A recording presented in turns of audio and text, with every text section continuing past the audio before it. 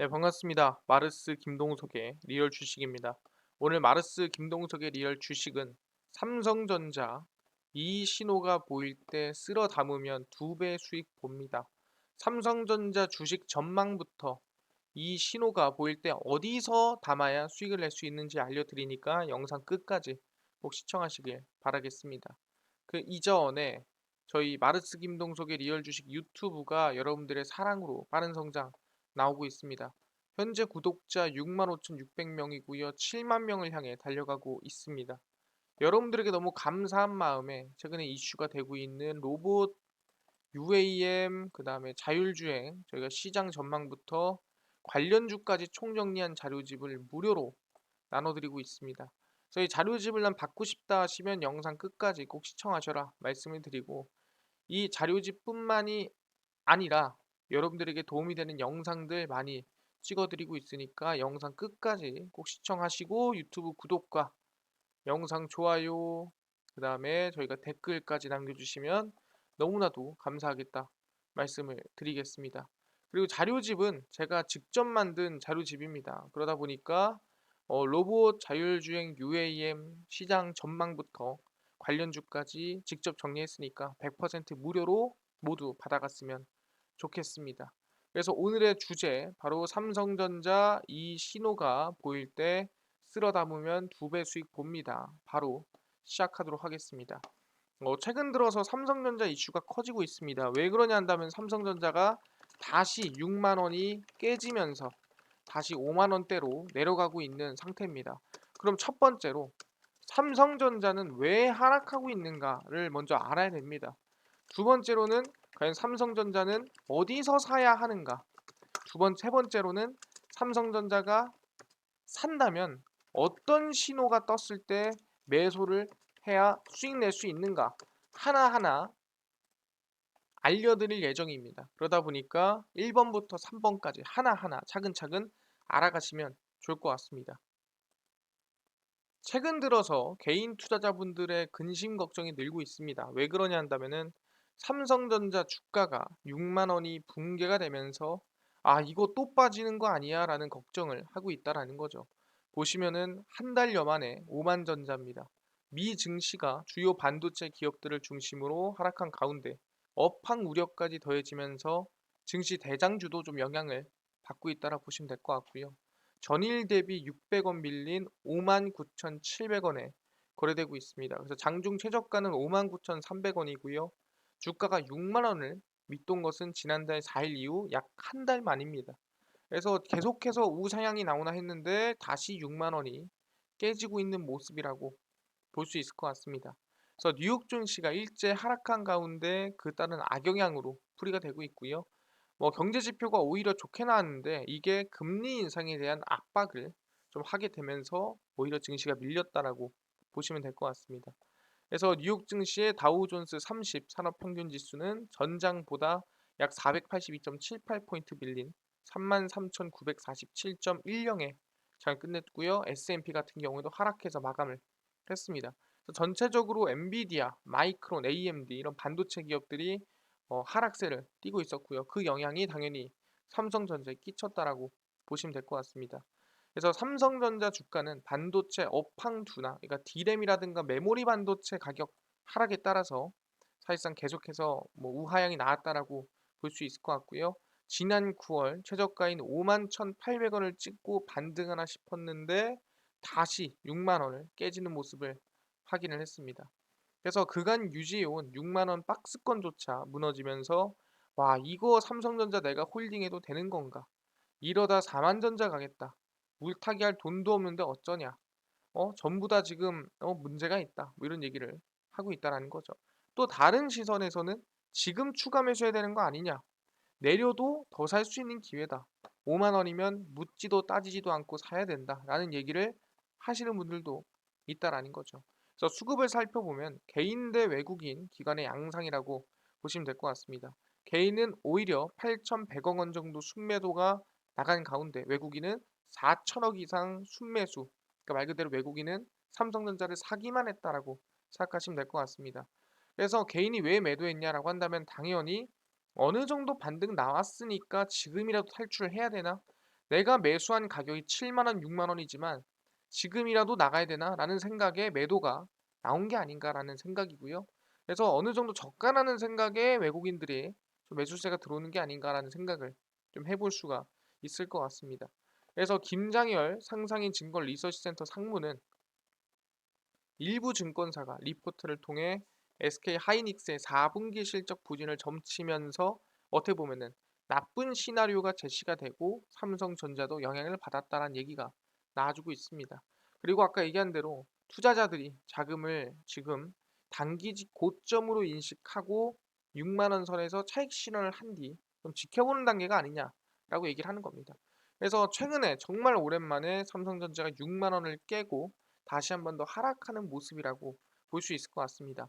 아니 근데 오케이 알겠습니다. 삼성전자가 지금 하락한 이유가 방금 전에 얘기한 대로 지금 전체적으로 반도체 업황이 안 좋은 것도 있고 그다음에 미국 증시가 밀리는 것도 있다. 근데 비교적 더 하락이 나오는 거 아니냐? 비교적 더 빠지는 거 아니냐? 물어볼 수 있을 것 같아요. 왜? 삼성전자가 무슨 문제 있나요? 라고 물어볼 수 있을 것 같습니다.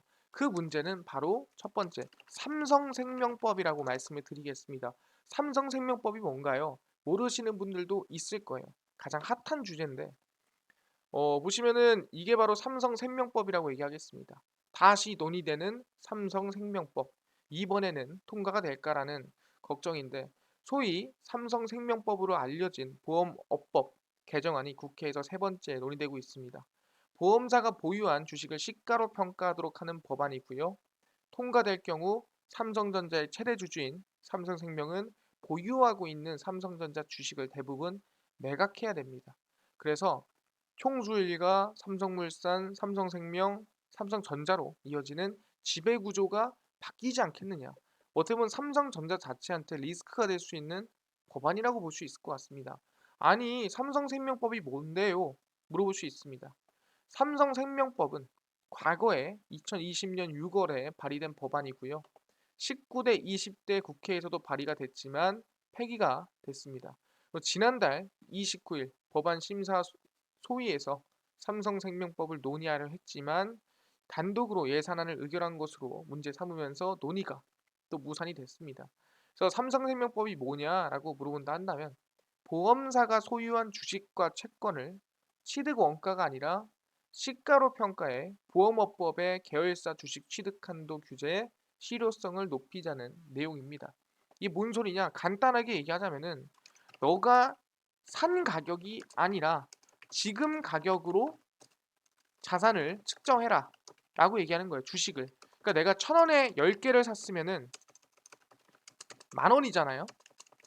근데 이거를 지금 보니까 내가 1,000원에 샀지만 가격이 원래 만 원까지 오른 거야. 그러면은 10개 자산 규모가 얼마입니까? 10만 원이죠.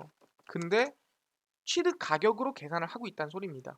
가격이 10만 원까지 올랐지만 이 자산은 만 원짜리야 라고 지금 계산을 하고 있다는 소리예요. 그래서 이거를 좀 수정하자는 게 바로 삼성생명법입니다. 근데 왜 삼성생명법이냐? 현재 보험업법은 보험사가 특정 계열사의 주식을 총 자산의 3% 이상 보유하는 것을 금지하고 있습니다.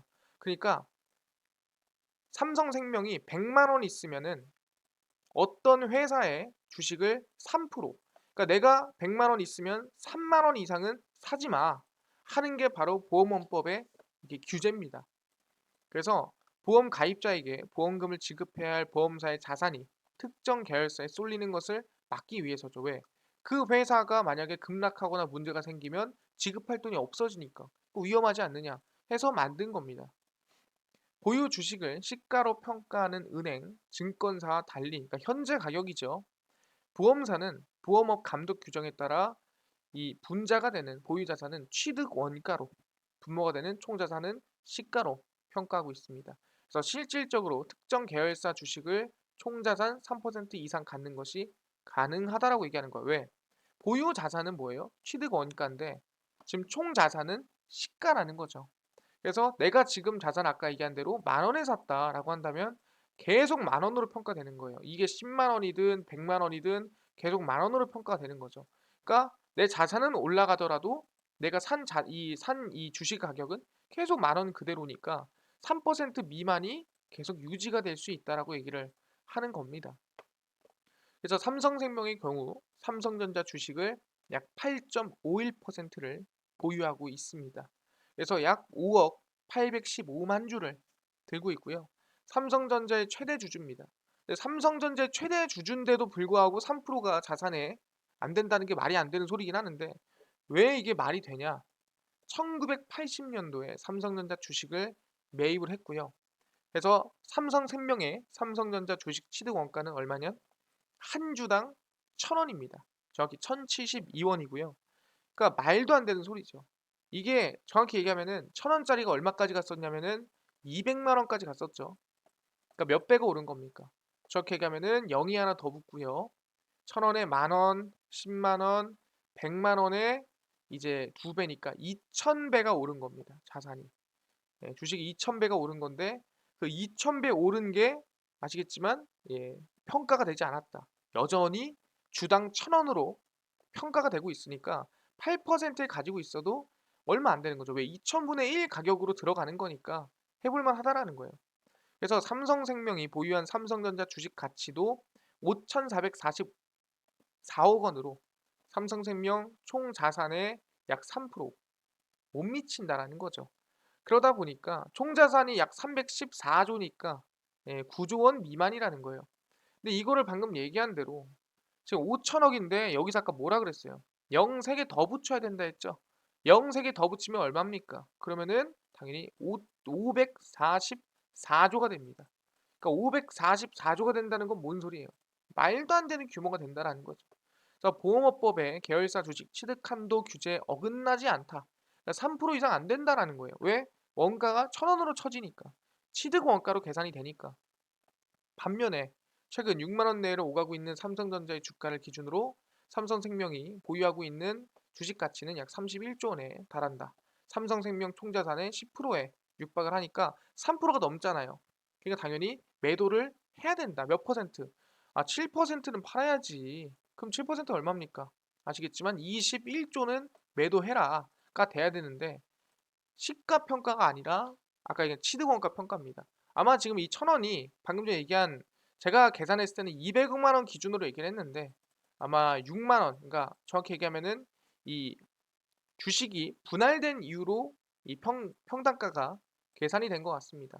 그래서 아마 이 좀 차이가 있는 것 같고요. 200만 원 기준이 아니라 6만 원 기준이었다는 거 알아두시면 될 것 같고 그래서 1,100까지는 안 되지만 그렇더라도 몇 배입니까? 5,444억 원이 31조가 되려면은 여기서 최소 60배 이상은 돼야 된다라고 생각하시면 될 것 같습니다.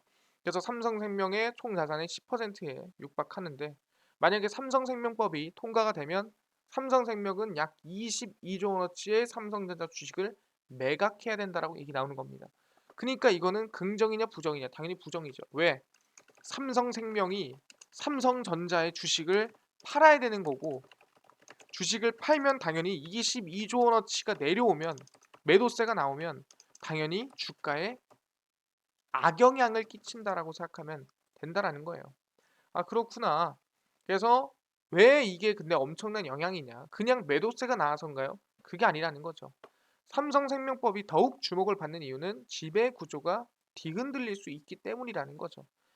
이재용 삼성전자 회장의 삼성전자 지분은 1.6%에 불과하지만 총수 일가 삼성물산, 삼성생명, 삼성전자로 이어지는 지배 구조를 통해 지배력을 행사하고 있습니다. 왜?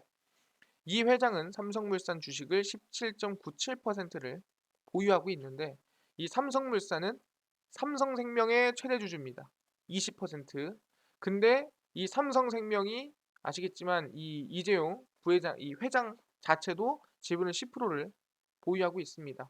근데 아까 얘기한 대로 이 회장은 삼성전자의 최대 주주인 삼성생명에 대한 삼성물산과 본인의 지분을 통해 삼성전자의 지배력을 유지하고 있는 거죠. 그러니까 보시면은 이재용 회장은 삼성물산이 17%, 삼성물산이 삼성생명이 19%, 그리고 본인 자산을 10%를 또 삼성생명에 넣어놨습니다. 그리고 이 삼성전자 아예 이 기업 자체의 지분은 1%인데 삼성물산이 5% 가지고 있고요. 삼성생명이 또 8%를 가지고 있습니다. 그러니까 지분이 본인 거 직접 때린 거 하나, 간접으로 때려진 거 하나, 그리고 간접으로 때려진 거 또 삼성생명 간접으로 때려진 거 하나 해가지고 다 모아 보면은 이래서 이재용 회장이 삼성전자를 지금 주도하고 있구나 판단할 수가 있다라는 거죠. 근데 만약에 여기서 삼성생명의 지분이 빠진다, 이 8.5%의 지분이 내려간다라고 얘기를 했을 때는 당연히 이재용 삼성전자 회장의 입지가 흔들릴 수 있는 거죠. 왜? 아까 말씀드린 대로 지분을 이미 투자해 놨는데 이 지분을 투자한 거에서 삼성전자 지분이 빠지는 만큼 감가가 되겠죠. 이 어떻게 보면은 지배할 수 있는 힘 자체가 감가가 될 거고, 마찬가지로 삼성생명이 지분이 또 빠질 거고, 그러면은 다른 또 지분을 보유하고 있는 다른 기업들에서 아마 견제가 들어올 가능성도 충분히 있다라는 거죠. 그래서 삼성이 보험업법의 맹점을 이용해서 총수일가의 지배구조를 유지하는 것이 아니냐라는 비판들이 나오는 거죠. 그래서 삼성생명의 과도한 삼성전자 주식 보유는 누구나 짐작할 수 있듯이 지배구조 때문이다.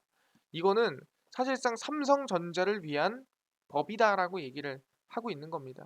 그래서 삼성생명이 삼성전자 주식을 매입하는 데 쓴 금액의 일부는 삼성생명 보험 가입자의 돈이라는 점에서도 이거는 사실상 이재용 회장을 위해 보험 가입자의 돈을 갖다가 무단으로 쓴 거 아니야? 투자가 아니라 이거는 그냥 어떻게 보면은 횡령 아니냐 뭐 이런 느낌으로 볼 수도 있다라는 거죠. 그래서 과연 삼성생명법이 통과되면 주가가 폭락을 할까? 삼성생명법을 두고 일각에서는 보유한 삼성전자 주식이 시장에 쏟아지면 아까 22조라고 얘기를 했습니다. 쏟아지면 국내 주식시장에 충격이 예상이 된다는 거죠. 근데 중요한 거는 매각의 5년에서 7년의 유예기간을 설정할 수 있는 거고, 그러니까 하세요라고 해서 바로 내일부터 뭐 매도하고 내일부터 바로 때리고 하지는 않는다라는 거죠. 삼성생명이 삼성전자 주식을 대량 매각해야 하면 삼성이 그냥 두고 보지는 않을 것이라는 반론이 있는 상태입니다. 그래서 삼성생명이 삼성전자 주식을 매각하면 삼성전자 주식이 폭락할 것이라는 말을, 주식을 아무도 안 산다는 것을 전제로 하는데 말이 안 된다. 그러니까 내가 22조를 던진다 한들 뭐 밑에서 받치는 사람이 없겠어? 뭐 이런 좀 무책임한 얘기를 뭐 하고 있는 겁니다. 그래서 삼성생명은 삼성전자를 대체할 투자처가 없는 점과 매각하는 과정에서 발생할 세금들을 고려를 하면은 상당히 회의적이다라고 얘기를 하고 있는 거죠. 그래서 삼성생명 자산운용본부 부사장도 10월 6일 국회 정무위 국정감사에 증인으로 출석을 해서 운용하는데 이건 문제 있다. 우리가 삼성전자를 지분 때문에 산 게 아니다라고 얘기를 하고 있는 거죠. 그래서 지금 삼성생명법이 다시 논란이 되면서 이 삼성생명법이 통과가 되면 이 삼성전자의 지분 관계가 흔들린다라고 얘기를 하고 있는 거죠. 그렇네요. 삼성생명법이 지금 굉장히 중요한데 정리를 한번 하자면 이재용 회장이 삼성물산과 삼성생명을 통해서 이 삼성전자에 어떻게 보면은 이 영향을 끼치고 있다라고 얘기를 했습니다. 근데 이 삼성물산과 삼성생명에 안에 들어가 있는 지분의 대부분을 이재용 회장이 가지고 있는데 여기서 삼성생명이 가지고 있는 삼성전자 지분을 만약에 삼성생명법이 통과가 되면은 매도를 해야 되기 때문에 아까 얘기한 대로 지배력이 약화될 수 있다라는 거예요. 그러니까 매도세뿐만이 아니라 오너 리스크로 이어질 수도 있다라는 거죠. 그래서 더 위험하다라고 얘기를 하는 겁니다. 알겠습니다. 근데 어떻게 된다고요? 너무 문제 크지 않냐? 그래서 조금 우리 어, 출구를 좀 열어두자. 너무 그래 빡빡하게 가지 말고. 그래서 삼성생명법 2가 발의가 됩니다. 그래서 자사주 매입기를 터주고요. 매도하지 말고 그냥 야 네가 사서 팔아. 네가 사서 없애. 해서 자사주 매입까지도 얘기가 나와주고 있습니다. 왜? 시장에 던지는 것보단 네가 사서 없애는 게 낫지 않냐. 삼성그룹 지배구조에 영향을 미치는 이른바 삼성생명법에 대한 논의가 다시 본격화한 가운데 삼성생명이 보유한 삼성전자 주식을 자사주로 매입할 수 있는 게 법안에 추가 발의됩니다. 그래서 그냥 네가 사라는 소리죠.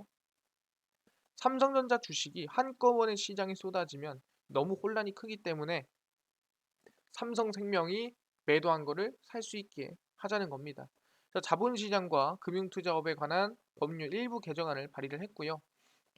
법률 재개정으로 특정 주주가 지분을 강제 매각해야 하는데 매수자를 찾을 수 없는 등 불가피한 사유가 발생하면 주권상장법인이 특정 주주로부터 자사주를 매입할 수 있게 허용하는 것이 뼈대입니다.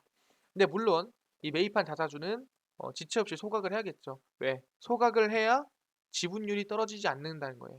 지분율은 안 떨어지는데 아까 얘기한 대로 자산의 3%대로 내려오긴 하겠죠. 그래서 이게 어떻게 보면은 이 지배력을 유지하면서 매도도 할 수 있는 방향성이라 볼 수 있을 것 같습니다. 그래서 삼성전자가 삼성생명의 주식을 자사주로 매입할 수 있게 길을 터주자는 목적으로 만들어졌다라고 볼 수 있는 상태고요. 아까 얘기한 대로 개정안이 통과가 되면은 이 핵심 지배 구조가 무너진다라고 얘기를 했습니다. 그래서 삼성전자가 공개 매수가 아니라 일종의 블록 딜이 가능해진다는 거고, 이 블록 딜이라는 게 뭐냐면은 시장이 끝나고 장 끝나고 그냥 특정인끼리 A, B끼리 야 내가 살게 너 사. 해서 물량을 넘기는 거죠. 매도라고 하죠. 그래서 이 블록딜이 가능하다라고 얘기를 하는 겁니다. 매도자와 매수자 간의 주식 대량 매매고요. 이거는 이제 장중에 이루어지지 않습니다. 그래서 주가 변동으로 인해 혼란을 피할 수 있게 되고, 자본시장법을 살펴보면 자사주는 공개 매수만 가능하다라는 거예요. 근데 특정 주주로부터 자사주를 매입하는 건 또 불가능하고, 이 보험 법안이 개정되면은 또 이 7년 유예 기간 동안에 여러 가지 또 반복이 될 수밖에 없다라고 얘기를 하는 겁니다. 그래서 지금 사실상 얘기하는 게 삼성생명법이 통과되면은 리스크가 있겠지만 거기에 대한 구멍은 만들어 주겠다라고 얘기를 하는 겁니다. 그래서 계속해서 이거에 대한 불확실성이 커지고 있는 상태라는 거죠. 아, 그렇네요. 이 열어준다 하더라도 삼성생명법에 대한 리스크는 너무 크다. 아, 그러면 삼성전자가 계속 하락하겠네요. 빠지겠네요. 라고 물어볼 수도 있습니다. 근데 전 개인적으로 그렇게 생각을 안 한다라는 거죠. 왜 그렇게 생각 안 하냐? 삼성전자가 하락한 이유에 대해서 알아봐야 돼요. 뭐다? 업황에 문제가 생겼다. 그게 뭡니까? 바로 메모리 반도체를 중심으로 하는 삼성전자가 이 D램 가격이 계속 하락했다라는 거예요. 보시면은 D램 가격 하락 일단 멈췄는데 계속 하락하다가 내년에 다시 내린다. 라는 전망이 나와주고 있습니다. 그래서 보시면은 올 하반기 들어 큰 폭의 하락세를 보였던 메모리 반도체 거래 가격 하락세가 일단은 멈췄고, 재고 증가와 소비 위축으로 공급 수요 업체 모두 가격 협상에 적극적이지 않다라는 거죠. 그러니까 그렇게 많이 사지도 팔지도 않는 모습이다라는 부분이고, 디램 익스체인지에 따르면 PC용 디램 범용 제품의 고정 거래 가격은 2.21달러로 전월과 같았습니다. 네, 여기 보시면 DDR4죠. 지금 어디로 가고 있습니까? DDR5가 나왔는데 지금 DDR4에 대한 가격을 얘기를 하고 있는 거예요. 뭔 소리냐? 당연히 DDR5를 사지 4를 사진 않을 겁니다. 근데 이제 일단은 4를 가지고 아직 완전히 상용화되지 않았기 때문에 4를 기준으로 얘기를 하고 있는 겁니다. 그래서 보시면은 올해 1월에 8%, 1.7%, 14%, 1.1%, 22% 정말 미친 듯이 하락세가 이어졌다라고 보시면 될 것 같습니다. 디램 가격이 중국에 대한 반도체 규제를 확대하고 마이크론이 감산 계획을 발표했음에도 4분기 디램 생산량 감소가 효과는 제한적이다라고 얘기를 하는 거고, 앞으로 뭐 10%는 더 빠지지 않을까라고 예상을 하고 있는 거죠. 차세대 디램 규격인 DDR5도 급격한 하락세를 보이며 주로 사용되는 DDR4의 가격 격차가 줄고 있다라고 얘기를 하는 거고, 내년 1분기에 또 15% 수준까지 가격이 줄어들지 않겠느냐라고 얘기를 하는 겁니다. 아니, 지금 보니까 방금 얘기한 DDR5도 그렇고 DDR4도 그렇고 다 가격이 내리고 있네. 이것 때문에 삼성전자가 영향이 컸다라는 거죠. 그래서 지금 알려드리겠습니다. 아, 그러면은 지금 디램 가격 계속 빠진다는 거 아니냐?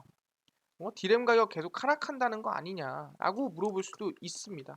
근데 디램 가격이 왜 하락했는지를 알아야 돼요. 왜 하락했냐면은 디램은 아시겠지만 개인 디램, 그러니까 우리가 일반 컴퓨터에 쓰는 디램은 별로 수요가 많지 않아요.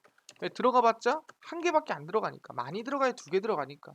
근데 뭐가 중요합니까? 우리가 중요한 디램은 바로 서버용 디램입니다.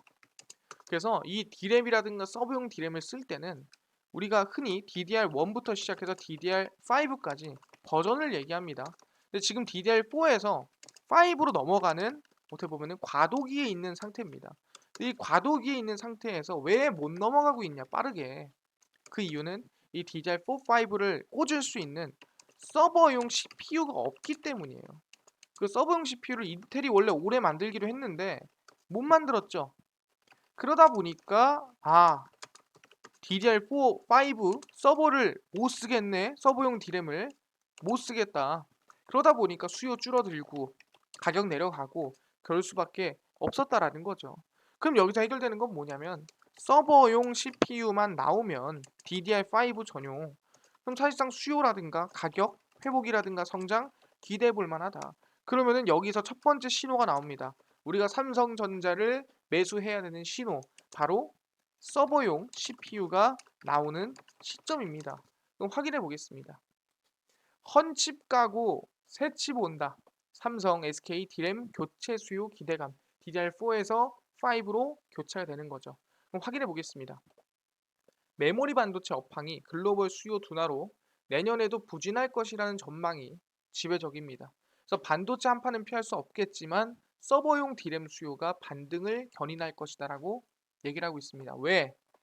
주요 반도체 업체들은 내년 초, 그러니까 2023년 초 인텔의 서버용 중앙처리 장치 CPU 신제품 양산에 따른 고부가 가치 DRAM 수요가 반도체 업황의 반등 열쇠가 될 것이다라고 얘기를 하고 있습니다. 왜냐하면 서버용 CPU의 독점을 누가 하고 있냐면 인텔이 하고 있습니다. 근데 인텔이 서버용 CPU를 풀어주면 충분히 서버용 DDR5 D램을 수요가 폭증할 가능성이 높다라는 거죠. 그래서 그걸 우리는 사파이어 레피즈라 부릅니다. 이 사파이어 레피즈를 언제 2023년 1월 달에 출시하기로 약속을 했다라는 거죠. 원래는 이게 올해였습니다. 이게 원래 올해 한 3분기 해가지고 올해 한 10월 달쯤 나오는 게 맞았어요. 근데 이게 미뤄졌죠. 언제로? 내년 1월로. 그러다 보니까 10월에 오히려 기대감 있던 게 폭락이 나온 거고 그 폭락에 대한 반등세가 아마 내년 1월쯤 기대가 있지 않느냐라고 얘기를 하는 겁니다. 원래 당초 인텔은 지난해부터 양산 시점을 저울질했으나 여러 가지 불확실성 때문에 미뤄졌습니다. 그래서 내년 정식 출시되는 사파이어 레피즈는 아까 얘기한 대로 이 고부가 가치 D램인 DDR5를 지원하는 프로세서다. 그러니까 DDR5 서버용을 쓰기 위해서라면은 저 서버용 CPU가 있어야 되는 거예요. 그럼 내년 1월부터는 쓸 수가 있다는 거죠. 근데 왜 DDR5를 써야 하나요? DDR4보다 2배 빠르고 전력도 덜 먹고 아시겠지만 수익성도 상당히 높기 때문에 DDR5를 썼을 때 반도체 기업들이 이득을 보더라라고 얘기를 하는 겁니다. AMD도 11월 서버 CPU 제노아를 내놓으면서 DDR5 채용이 높아질 것이라는 전망이 나오고 있는데 아까 전에 얘기한 대로 90%를 독점하고 있는 게 인텔이기 때문에 인텔이 제일 중요하다라고 얘기를 하는 겁니다. 인텔의 사파이어 레피즈 출시는 서버 업체들이 미뤄뒀던 투자를 재개할 수 있는 트리거, 방아쇠가 될 수 있겠다라고 얘기를 하고 있고요. 고성능 CPU는 고용량 메모리에 대한 필요성을 중요하게 생각하기 때문에 서버용 DDR5 D램을 계속해서 수요가 늘어날 것으로 예상이 된다라는 겁니다. 그래서 운영 관리 비용과 직결되는 만큼이나 구글, 메타, 아마존, 마이크로소프트 대형 서버를 쓰는 빅테크들은 아마 효율적인 제품인 DDR5를 쓸 것이라고 생각을 하고 있다라는 거죠.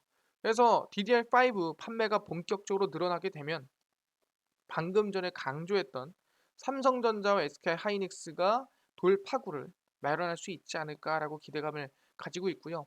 아까 얘기한 대로 DDR5 D램 개발을 한 뒤부터 계속 서버용 CPU 언제 나오나 목을 빼고 기다렸다라고 얘기를 하는 거죠. 그래서 내년에는 데이터 센터 증설도 확대되고 신기후 CPU 아까 사파이어 레피즈를 위한 DDR5 채용도 늘어날 것이다라고 얘기를 하고 있습니다. 그래서 경기 침체가 당연히 있다 보니까 조금 더딜 수 있지만 그렇더라도 반도체는 내년 이 DDR5 서버용 CPU 사파이어 레피즈를 중심으로 충분히 이 트리거를 통해서 성장할 수 있겠다는 얘기가 나와주고 있다는 거죠. 확인했습니다. 보다 내년 2023년 1월에 사파이어 레피즈가 나오더라. 그러면은 D램 가격, 특히 서버용 D램 가격으로 인한 이 주도로 인해서 반도체가 전체적으로 반등할 가능성이 높더라라고 생각하시면 될 것 같습니다. 첫 번째 신호가 나왔습니다. 1월이 오기 전에 충분히 분할 매수를 해놔야 되겠구나라는 부분이고요. 두 번째 신호입니다. 두 번째 신호는 이미 나왔어요. 그게 뭐냐면 이재용 부회장의 이재용 회장 승진입니다. 왜 그러냐 한다면은 사실상 과거에 사면 때마다 이건희 회장이 카펙스, 그러니까 투자가 증가를 했습니다.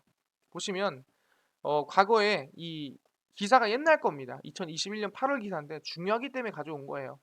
과거에서부터 보시면 이건희 회장은 1997년과 2009년 두 차례 사면을 받았습니다. 1997년도에는 비자금 사건, 2009년도에는 차명기자 사건으로 사면을 받았는데 두 차례 모두 집행유예를 받아 구속은 면한 상태였으나 경영에서 어떻게 보면 자유롭지 못한 상황을 만들었겠죠. 그래서 오너 리스크가 가장 클 때였습니다. 네, 특히 사면 이후에는 실적 확대와 더불어 대규모 설비 투자가 뒤따르는 모습이 과거 수치를 통해 확인이 되고요. 90년대에는 사면 이후 규모로만 1조 5천억 가량 추가 투자가 들어가고 2000년도에는 15조 원이 넘는 자금이 투입이 됩니다. 그래서 처음에 1995년에 노출이 되고요. 약 100억을 공여했다. 그래서 11월 첫 조사를 받고 나서 징역을 받게 됩니다. 구속은 면했지만 당연히 경영 일선에서는 물러나게 되고요. 1995년 반도체 호황으로 사상 최대 실적을 기록했는데 그 다음부터 계속 이어지지는 못했다라는 거죠. 그래서 영업이익이 1조 4,400억 원, 1995년 대비해서 약 64% 하락을 했고요. 1997년에는 43% 줄어든 2조 3,220억 원을 기록을 했습니다. 그래서 사실상 계속해서 이 경영 일선에서 물러나면서 하락하는 모습이었다라고 얘기를 하는 건데 여기서 앞으로 쭉 가보면은 어디서 1998년도에 이제 어떻게 보면은 이 경영 복귀를 선택을 합니다. 그러면서 실적이 어떻게 보면은 계속 성장하면서 올라간다라고 생각하시면 될 것 같습니다. 여기서 이제 앞으로 1998년도 이후로 실적 보면은 99년도에 갑자기 영업이익이 거의 두 배로 껑충 뜁니다. 이게 안 보이시겠는데 가까이서 보시면은 영업이익이 경영 일선 복귀하자마자 우하향하던 실적이 갑자기 두 배 뛰고요. 또 두 배 뜁니다. 두 배씩 뛰는 모습을 또 확인할 수가 있다라는 거예요. 그래서 개철절 특사에 포함을 시켰고 이 삼성전자가 순적자를 기록한 것도 무관치 않아 보이는데 그 앞으로 쭉 와가지고 활기를 되찾았고 아까 얘기한 대로 두 배 해가지고 성장이 만들어지더라라고 얘기를 하는 겁니다. 그리고 그 밑에를 본다 하더라도 간단하게 정리를 해보면 사명계좌 폭로가 터지고 나서 그리고 보면은 2008년도 경영 퇴진에 들어갑니다. 그러면서 영업이익이 늘긴 합니다만 사실상 이 카펙스, 그러니까 설비 투자가 확실하게 거의 절반으로 주는 거를 확인할 수가 있습니다. 거의 반토막 나죠. 근데 다시 몇 년 만에 1년 만에 복귀를 하면서 줄었던 카펙스가 설비 투자가 바로 몇 배로? 거의 3배로 늘어나고요. 그 3배로 늘어난 게 쭉 이어지는 모습을 확인할 수 있습니다. 그 이후에 실적도 폭증하는 모습을 확인할 수 있죠. 그러니까 복귀를 한 순간 사실상 실적부터 모든 게 결국 성장하더라라고 확인할 수가 있다라는 거예요. 그렇구나. 좀 이것만 보면은 오케이. 이재용 부회장의 오너 리스크가 해소가 되고 회장까지 승진했다면 앞으로 설비 투자라든가 충분히 방금 얘기한 대로 실적이라든가 모든 부분에서 성장할 가능성이 높다라고 얘기를 하고 있다라는 거죠. 충분히 해볼 만하다. 그럼 대규모 설비 투자가 어디서 나올까? 미국 플러스 로봇 플러스 당연히 차량용 반도체 M&A에서 나올 수가 있다라고 볼 수 있는 거죠. 알겠습니다. 충분히 기대감 이 두 번째 신호까지 확인을 했고요. 아마 그 스타트는 뭘로 끊겠느냐 한다면 뉴 삼성으로 이 발표에서 어떤 얘기를 하냐에 따라서 이어지지 않을까 생각을 합니다. 그래서 보시면은 이번에 좀 되게 정말 역사적인 사건이 있었죠. 이영희 삼성전자 DX 부분 글로벌 마케팅 실장 사장입니다. 처음으로 삼성전자 이 여성 사장이 나오게 됐습니다. 정말 역사적인 일이고요. 이재용 삼성전자 회장이 취임한 후 단행한 첫 사장단 인사에는 평소에 강조해왔던 기술이라는 키워드가 녹아 있었고요. 수요 위축과 불황기로 접어드는 상황에서 이번에 기술력으로 넘어서겠다라는 인사가 반영이 됐습니다.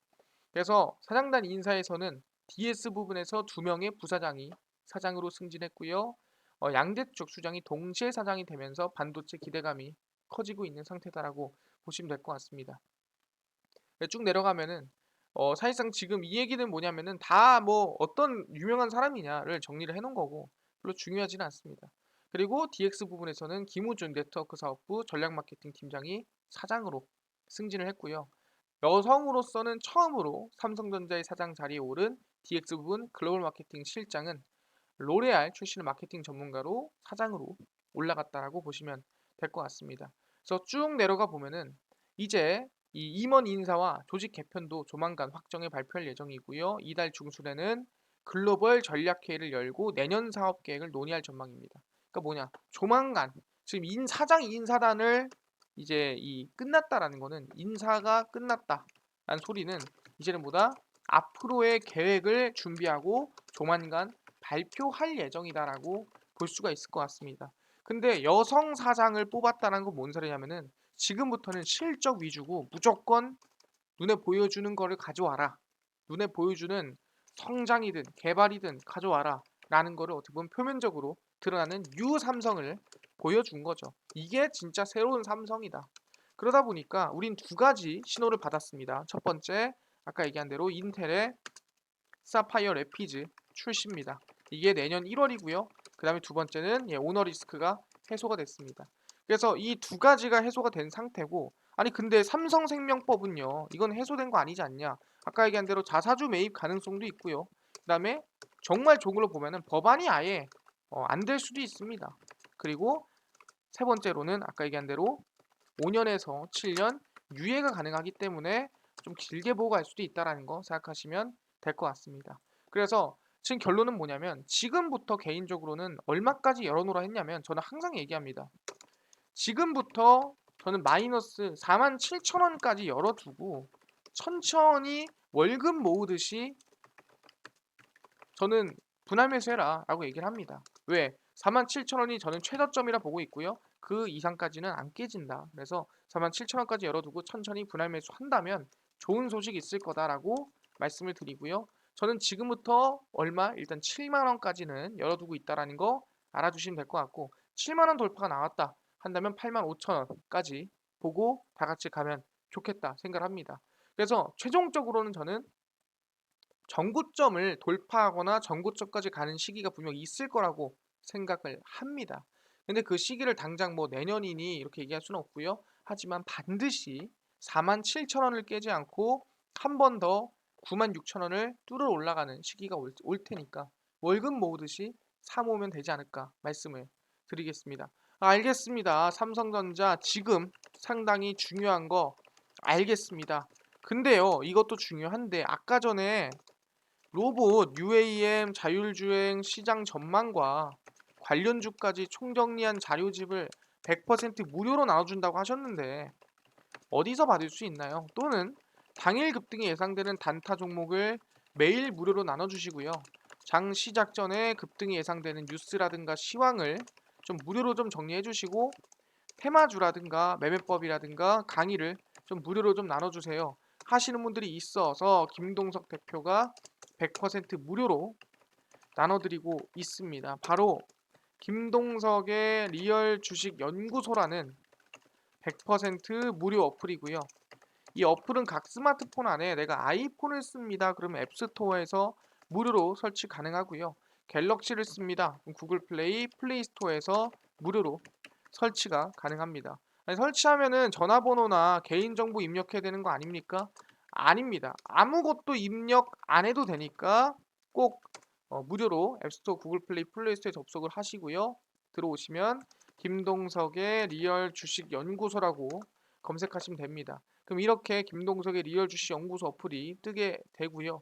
누르시면은 100% 무료로 어플 설치가 가능합니다. 그래서 꼭꼭꼭 설치하셔라 말씀을 드리고 아니 아까 전에 설치할 때 전화번호 같은 거 입력해야 되는 거 아닙니까? 라고 물어보시는데 필요 없다. 입력 안 해도 됩니다. 100% 무료로 꼭꼭꼭꼭꼭 어플 설치하셔라 말씀을 드리고요. 어플을 설치하시고 나면은 이렇게 김동석의 리얼 주식 연구소 어플이 화면에 뜨게 됩니다.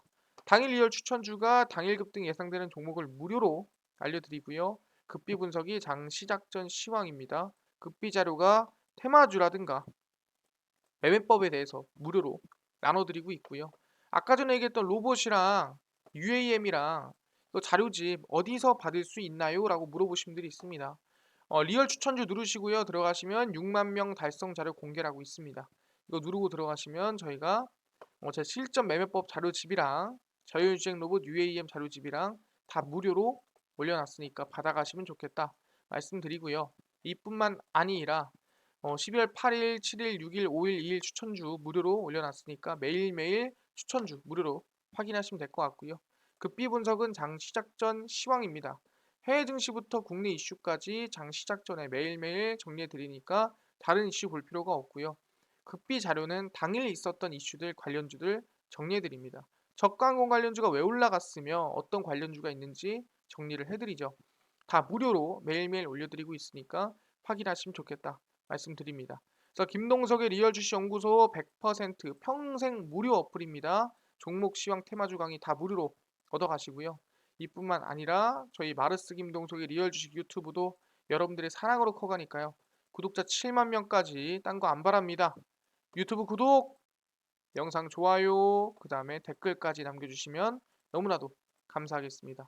오늘 영상 여기서 마치고 다음번에 더 좋은 영상으로 찾아뵙도록 하겠습니다. 감사합니다.